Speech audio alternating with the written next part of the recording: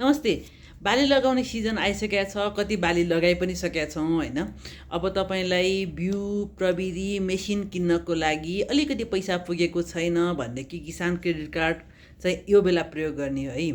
अब पहिले नै भएकाहरूले चाहिँ तपाईँहरूको किसान क्रेडिट कार्डको अवस्था के छ, थप्नुपर्ने छ कि पैसा, त्यसको लागि के गर्नुपर्छ र नभएकाहरूले चाहिँ बैङ्कमा गएर एकाउन्ट खोल्नु पर्यो। हालको लागि तपाईँले ग्लोबल आइएमई बैङ्क, नेबिल वा एनआइएमबी त्यो बैङ्कहरूमा गएर तपाईँले खाता खोल्ने र सामान हेर्ने, त्यो सामान चाहिँ मेरो यो सामान चाहिन्छ भनेर हेर्नको लागि mart.agriNepal.com मा जाने।